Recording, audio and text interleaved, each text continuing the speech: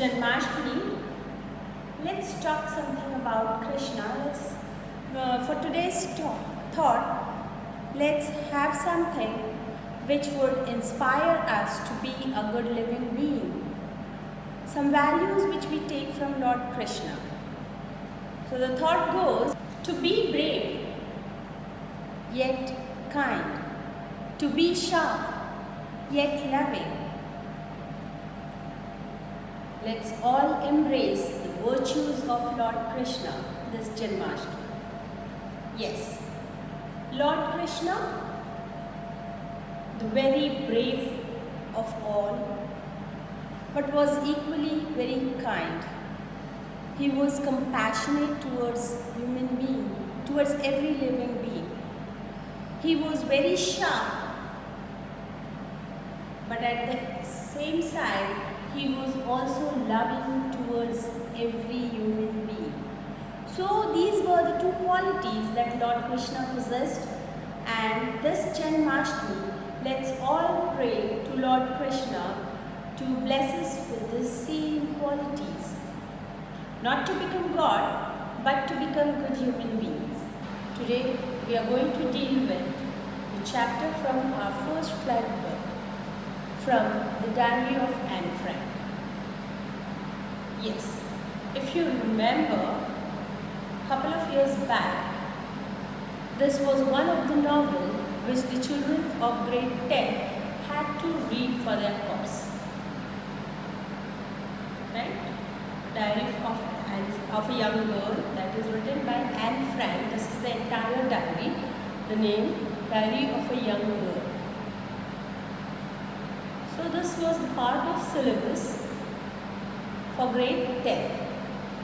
But only last year it was deleted from the syllabus, but this year we are going to read an extract from that diary. A small part we are going to read from that diary, and this is an autobiographical account. The writer Anne Frank. It is her own diary which she had maintained, right? And there is a story behind this diary also. So we will be learning about all those things. This entire situation is based on during the World War II, when Hitler became very powerful. And since Hitler hated Jewish people, he had ordered to kill Jewish people. So during this time, Anne, along with her family and 4 other friends, they shifted to Amsterdam. Right? There they stayed for nearly 2 years in a hiding. They had to keep themselves hidden to save their lives, because it was an order by Hitler that wherever they come across the Jewish people, they need to be sent to the concentration camp. Now what is concentration camp? It is a place where people are taken and they are tortured. They are troubled, they are tortured to death. So that is known as concentration camp. So in order to save themselves from this torture, from this trouble, in order to save their lives, Anne Frank, along with her family and 4 other friends, they went into hiding. They were hiding. And it is during this time when her 13th birthday came, she was gifted with a diary from her parents. This diary that had made this little girl so famous. This was gifted to her by her parents on her 13th birthday, and then all of a sudden she felt a need of writing a diary. Why? Because since they were in hiding, she did not have not many friends. And as she did not have not many friends, but being a child, being a girl, she had lot of things to talk. But she did not have people to talk. Being a girl of teenage, she did not have a friend with whom she could share all her feelings, all her emotions, all her thoughts. So she thought of writing a diary.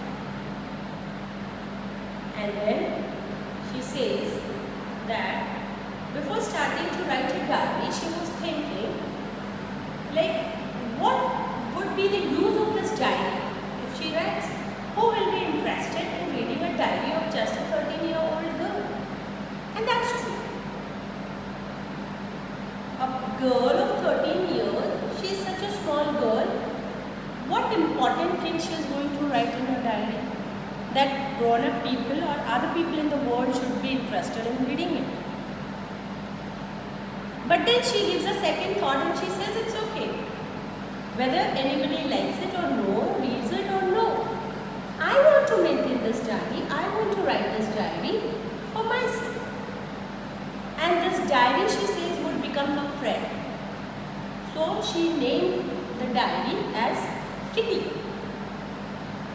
Now Kitty, she treated as a living person. She treated as her friend. Okay? Whatever would happen, she would write it in the diary. That means she would share it with the diary. And then she says that paper is more patient than human. That means if you share your secret, if you tell your things to any living being, your friend, relative, anybody, there might be a possibility that that person goes and tells about it to somebody else. Maybe or may not. This depends. But then she says that paper is not going to do it. Never, ever the paper will speak to anyone. And then before starting to write the diary, she gives an introduction. She gives the introduction of herself, her family, wherein she has her loving parents, mother and father, a young oldest sister who is 16 years of age, and then these people, they move to another place, but the sister and Annie, they are left with the grandmother. The parents do not take these girls along with them. So she also loves her grandmother very dearly, very much. She loves her. So in 1941, when it was her birthday, she says because grandmother was very ill, they did not celebrate it on a large scale. Right? Only at home they celebrated. And the next birthday, when it was in 1942, the grandmother was already dead. She was not present. But she was so much mentally attached to the grandmother that she says she burned one candle extra representing her grandmother. So this shows how much close she was to her grandmother.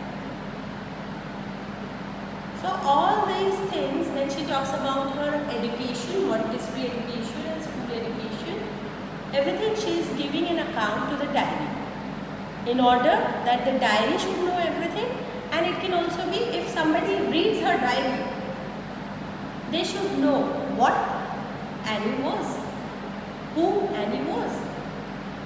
So, now after this, she writes her diary, and here in the lesson we are going to read an extract from June 20th, Saturday. So she says to her diary that in the school everybody is excited. Why? Because the results are going to be announced. So everybody is excited. They are betting who will pass, who will fail, who will be kept back into the class, and so on. And she says there are children who have spent all their pocket money on this bet. And she says all her friends, that is the girls' team, they'll all pass. But she's a little bit worried about mathematics. And then she tells us the incident about her mathematics teacher, that is Mr. Keesing. Now Annie, as a small girl, loves to talk. She's a big time talkative. She's very talkative. And she's always caught in the mathematics class. And whenever she's caught, the teacher punishes her. The very first time that the teacher punished her, he gave her an extra homework. And what was the homework? It was to write an essay on the topic a chatterbox. I hope you all know what is chatterbox.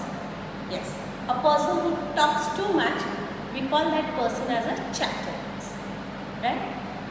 So Annie goes home, she completes all her homework, and then her attention is taken towards that notebook where she had noted the homework to write an essay, right? Then she thinks and thinks and thinks, and then she doesn't understand what she has to write in that essay. But later she gets an idea that it is very important to make the teacher clear about the idea that why and how important it is for a child, for a girl, for a student to talk. And then she fills 3 pages of the essay she writes. Next day she submits it. Mr. Keesing takes it, and then the other day again she is caught and she is scolded for being talkative in the class. And this time again Mr. Keesing gives her an extra homework again to write an essay on the topic an incorrigible chatterbox. Now what is incorrigible? Incorrigible is something that cannot be corrected. You cannot mend it, you cannot change it. It is usually talking about the bad habits. So Annie had that bad habit of talking in the class. And though she's been scolded, often reminded, even given punishment to write an essay, she did not change her habit. So this time the teacher gives her a punishment to write an essay on an incorrigible chatterbox. And this time again she writes an essay and she submits. So the teacher doesn't have any words to tell her anything. He simply keeps the pages and sends.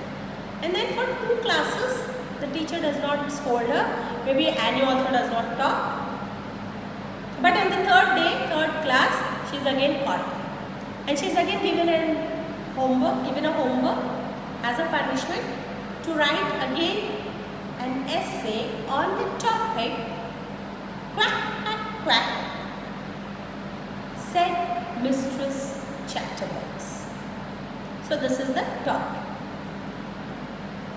Now she is thinking what she should write, because she has already written 2 essays on the same topic, and she says that all her ideas are gone, all her ideas are finished. Now there are no genuine thoughts that she can pour out on the paper.